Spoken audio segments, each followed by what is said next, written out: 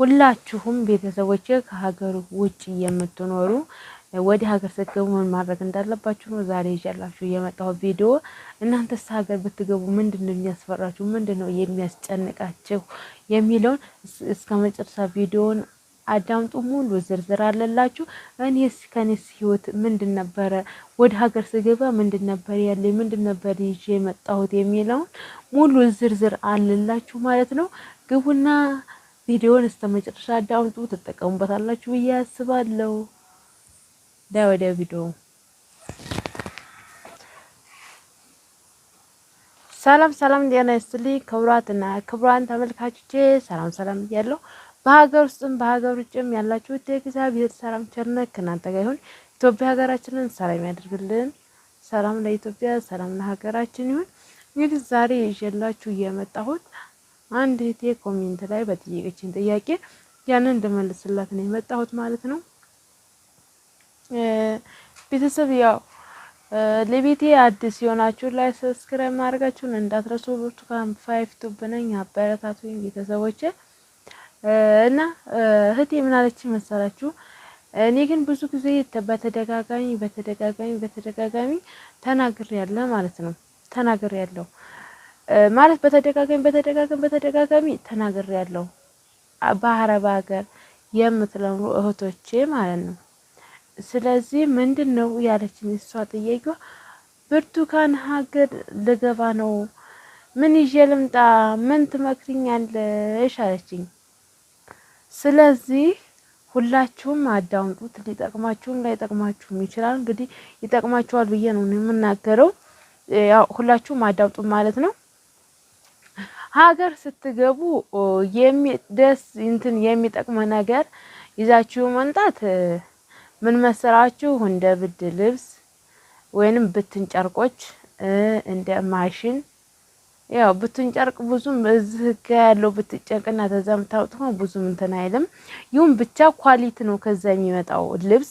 ከረሩም ተዝጋ ባይሄድም ኳሊቲውን የጠበቀ ልብስ ነው ማለት ነው። ብትን ጨርቆች እዚህ ጋር መታችሁ እየፈለጋችሁትም ማሰፋት ትችላላችሁ ማለት ነው። ለቤተሰብ ብታሰፉትም ይጠቅማል ማለት ነው። ግን እንደዚህ የተሰፉ ልብሶች አትግዙ ማለት ነው። እንደገና ደግሞ ይዛችሁ መምጣት ያለባችሁ ነገርኳችሁ፣ እንደ ብትን ጨርቆች፣ እንደ አልጋ ልብሶች፣ እንደ አንሶላ፣ እንደ መጋረጃ፣ እንደ ማሽን ነገሮች የመሳሰሉ፣ እንደ ስልኮች፣ ሳምሰንግ ስልኮች ብትይዛችሁ ብትመጡ ሰው በጣም ይፈልገዋል። ሳምሰንግ ተመጣጣኝ ዋጋ ስለሆነ ያለው ሳምሰንግ ማንኛውም ሰው ስለሚገዛው በጣም ሳምሰንግ ስልክ ይዛችሁ ብትመጡ ተጠቃሚ ናችሁ ማለት ነው። እሺ ተጠቃሚ ናችሁ። ለማንኛውም ተጠቃሚ ናችሁ። ሳምሰንግ ስልኮችን እንደ ቻርጀር፣ እንደ ፓወር ባንክ ለራሳችሁ መጠቀሚያ ራሱ ፓወር ባንክ ያስፈልጋችኋል። ሀገር ውስጥ ወዲህ ስትንቀሳቀሱ ለራሳችሁም ቢሆን መብራት ሊጠፋ ይችላል፣ አጋጣሚ አይታወቅም። እና በዚህ እነሱን እንደገና ደግሞ ይሄ ራሱ ቻርጀር ማከፋፈያው ደፍተሩ ራሱ ማለት ነው። እዚህ የምገዙትና እዛ የምታመጡት አንድ አይደለም። እዚህ የተገዛ ወዲያ ነው የሚቃጠለ። እዛ ያመጣችሁት ግን በጣም ኦሪጂናል ነው። አደጋ ሁሉ ይችላል ማለት ነው። ለመቃጠል ቢሞክር ራሱ ወይንም ያሳካችሁበት ይቃጠላል። ዶክተሩ ቶሎ የመቃጠል እድል የለውም ማለት ነው። በጣም ኳሊቲ አታገኙም፣ ሲጀመር አታገኙም። እኔ አንድ ደፍተር ይዤ ነበረ ለምሳሌ ማለት ነው። ስንት ነው? 4 ነው የሚሰካው። የኔ ግን የሆነ ሰው ሲያየው እንዴ ይሄ ነገር የት ነው አለኝ። የት ነው ያመጣሽው አለኝ ማለት ነው።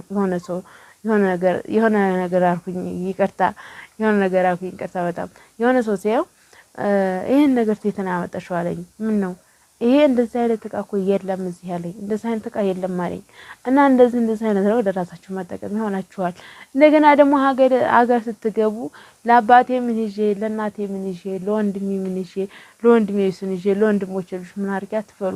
ራሳችሁን ወክሉና ነው። ለምሳሌ ራሳችሁን ሆናችሁ ለራሳችሁ ኑሩ። በቃ እዛ ሆናችሁ እኮ እናንተ አገልግላችኋል፣ ጠቅማችኋል፣ ለቤተሰብ ልካችሁ ብዙ ነገር አድርጋችኋል ማለት ነው። እና ራሳችሁን ሆናችሁ የራሳችሁን ህይወት ኑና ኑሩ።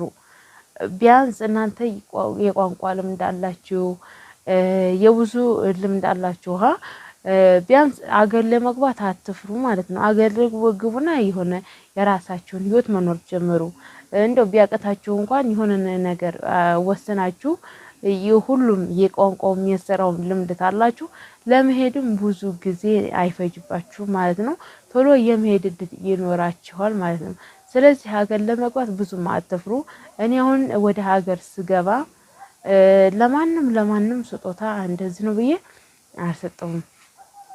ምክንያቱም መጀመሪያ በላኩት ብር ግማሽ ወንድሜ የተወሰነ ብር አጠፋብኝ ብያችኋለሁኝ። እና ያው ምን ታረጉታላችሁ? እሱም ካስሯል። እሱንም ብሬን ስጠኝ ብዬ መጠየቅ አልችልም። ለቤተሰብም እዛው ሆኜ አካውንታቸው ላይ ያስገባሁላችሁ ብር ነበር። አረብ ሀገር ሆኜ ማለት ነው። አረብ ሀገር ሆኜ ያስገባሁላቸው ነበረ። እስካሁን ድረስ የሚጠቀሙት ለአንዳንድ ወጪ እዛ ሆኜ ባስገባሁላቸው ብር ነው እየቀለባላቸው ለአንዳንድ ወጪዎች በዛ ብር የሚጠቀሙት ማለት ነው። ገባችሁ? ስለዚህ ሀገር ትገባ እኔ ለማንም ወላ ለእናቴ ልብስ አላልኩም፣ ወላ ለአባቴ ልብስ አላልኩም፣ ወላ ለወንድሜ አላልኩም፣ ምንም አላልኩም። ገባችሁ? ራሴን ለማኖር ራሴ ስኖር ሰውን አኖራለሁ። በቃ ከሰው ጋር አኖራለሁ፣ ሰውን አኖራለሁ። እኔ መኖር ስጀምር ማለት ነው። እነሱ የወንድሞቼ ትዳር ይዘው ነው ያሉት። ለምን እኔስ ትዳር ይዤ አልኖርም እንደነሱ? እነሱ ልጅ አላቸው። ለምን እኔስ ልጅ አይኖረኝም? እንደነሱ? ምን ይጎድለኛል? ገባችሁ? ለማን ነው ጥገኝነት የምሆነው? ለማንም ጥገኝነት አልሆንም። ራሴን ወክዬ ነው የምኖረው። ተደፍቼም ተዘዝቄም ታመሜም ቢረበኝም ቢጠማኝም ራሴን ሆኜ መኖር እፈልጋለሁ። ገባችሁ? ስለዚህ ይሄ ለእናንተ ይጠቅማችኋል ብዬ ነው እኔ የምነግራችሁ ማለት ነው። እና 88 የማን ነው ስልክ የሚደወልብኝ? 040744 88 የራሱ ጉዳይ። ቆይ በኋላ ምልክት አደርግልሃለሁ። አሁን አትደውሉብኝ። ምን አይነት ፈተና ነው? በማርያም ምን ፈልጋችሁ ነው አሁን የደወላችሁት? 88 መጨረሻ አላውቀውም። ብቻ እስኪ ተመልሼ እመጣለሁ። ያው ቤተሰብ በመሀል ላይ ስልክ ገብቶብኝ ነበረ። ስልኩ ደግሞ ታንኮሉ ቪዲዮውን አቁሜ ስልኩን ታነሳ እንትን አልተዘጋም። አዲስ ስልክ ነው። ትየት እንደተደወለ አላውቅም። እኔ አላውቀውም ይሄን ስልክ ቁጥር ማለት ነው። እና እንደዛ አላችኋለሁ ማለት ነው። ራሳችሁን ሆናችሁን ለመኖር አስቡ። ለሰው ጥገኝነት አትሆኑ። እስከ መቼ ጥገኝነት ሆናላችሁ? እንዴ እናንተ በማዳም ቤት ጎንበስ ቀና ብላችሁ። ሰው እኮ ጥገኛ የሚሆነው በኦንላይን እየሰራ ኦንላይን በሚያገኘው ስራ ትርፍ ሰው መርዳት ይችላል፣ ቤተሰብ መርዳት ይችላል። በቃ ተሚያገኘው ደሞዝ ትርፍ ማለት በዛ ሰው መርዳት ይችላል። ግን እናንተ ላባችሁን ጠባጋችሁ የሰራችሁትን ብር ገባችሁ? እንደገና ደግሞ ለሰው ሀገር ስትገቡ ደግሞ ምን ይዤ ልግባ? አረ እናንተ ፋራ ናችሁ። ስለ ቤተሰቦቼ ያው ማለት እኔ ለእናንተ ይጠቅማችኋል ብዬ ነው የምነግራችሁ ማለት ነው። እኔ ስለሰው አታድርጉ ብዬ አይደለም፣ ግን ለእናንተ እንዳትጎዱ ብዬ ነው እንደዚህ የምላችሁ ማለት። እናንተ ዛሬ ብወርቁ አገር ስትገቡ ደግሞ የራሳችሁ መኖር አለበት። በቃ ማንም ዞር ብሎ አያይሽም፣ ማንም ሰው ማለት ነው። ራስሽ እንኳን ነሽ መኖር ነው የሚያዋጣ ማለት ነው። ራስ እንኳን ነው መኖር። በተታመም ያለሽ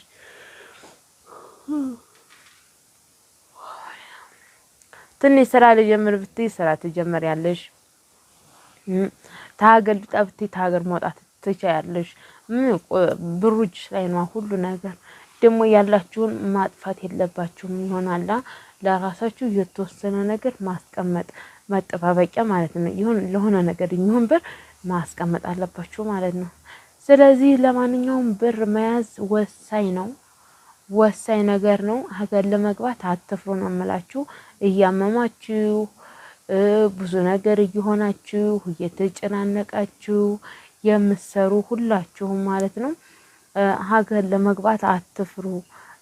እኔ ካየሁት አንፃር መቼም እኔ ምንም ይዤ አልገባሁም ማለት ነው። ለምሳሌ እኔ አካውንት ላይ ያለችው ወደ ሀገር ስገባ 300 ሺህ ብር ነበረች። ለእናንተ ይጠቅማችኋል ብዬ ነው ቤተሰብ አካውንቴ ላይ የነበረችው 300 ሺህ ብር ነበረች።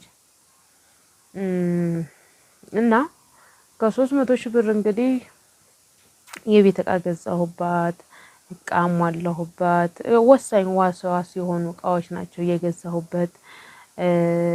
ከዛ ከ300 ሺህ ብር ላይ አሁንም ዶሮ ብዙ ነገር ሆኜ ዶሮም ስራም ጀምሬ ነበረ። ስራም የጀመርኩት በሱ ነው። አላዋጣ ሲለኝ ተውኩት። አሁንም ዶሮች ያስገባሁት በሱ ነው። ግማሹን አሸዋና ድንጋይ ያስደፋሁበት ከ300 ሺህ ብር ላይ ማለት ነው። ከ300 ሺህ ብር ላይ ስንት ብር አለኝ? አሁን ደግሞ ያው የዶሮቹ ሸጬ ግማሹን ብር ጤፍ ገዛሁበት። እኔ ለእናንተ ይሆናል ብዬ ነው። 300 ሺህ ብር ነበረች አካውንቴ ላይ ያለች ብዬሻው ስመጣ ማለት ነው።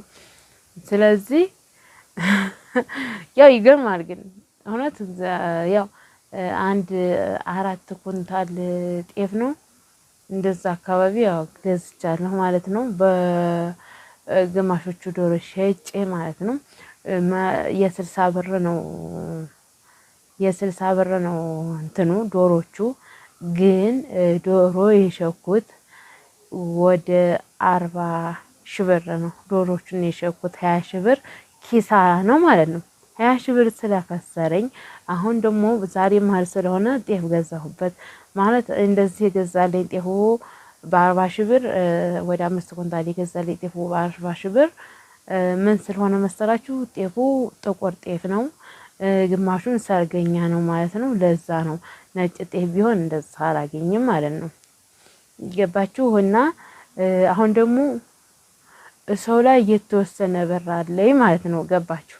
በቃ እነዚህ ዶሮች እንኳን ቢያከስሩኝ ያቺ ሰው ላይ 50 ሺህ ብር ስላለችኝ እሷን አሁን ተቀብዬ ደግሞ እሷን የሆነች ስራ በቃ እንደሆነች በቃ የሆነች ስራ መስራ አንገቴን አታስጥለኝም። ገባችሁ? ሆኖም ግን ደግሞ ይሄም ሆኖ ሌላ ጋር ብር አለኝ ያልተዘነዘረ ብር አለኝ ማለት ነው። እሱም ያው ማለት እሱም ያኔ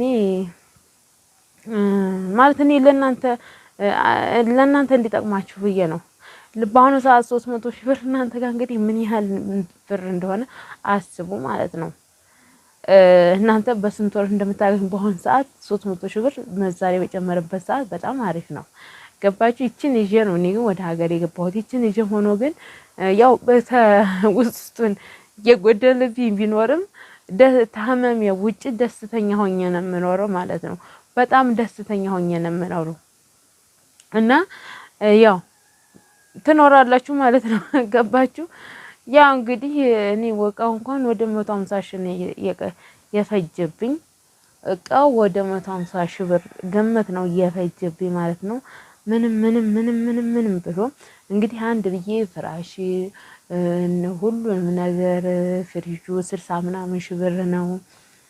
ደህናው ፍሪጅ ያው ምንጊዜም ብሸጠው ማሽጊያውን ባስቀምጠው ስራ ስላቆምኩኝ ብሸጠው ምንጊዜም ብጠቀምበት ወሳኝ ነገር ነው እላቸዋለሁኝ።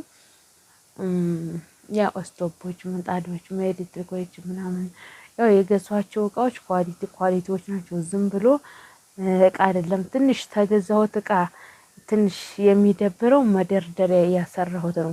መደርደሪያ ያሰራሁት አንድ ወገን ነቅላችሁ አንድ ቦታ ትወስዱት፣ ከዛ ነቅላችሁ ደግሞ ሌላ ጋር ትወስዱት፣ እየተጎዳ ነው የሚሄደው።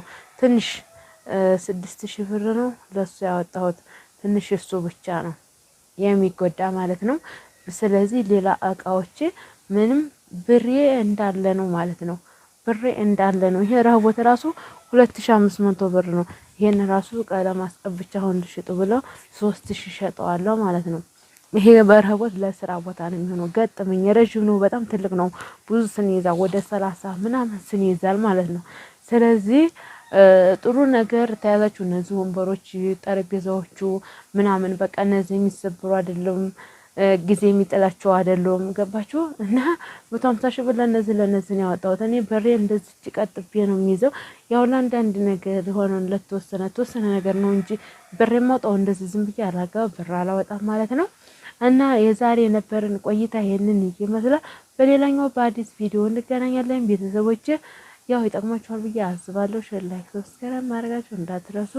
እወዳችኋለሁ፣ አከብራችኋለሁ።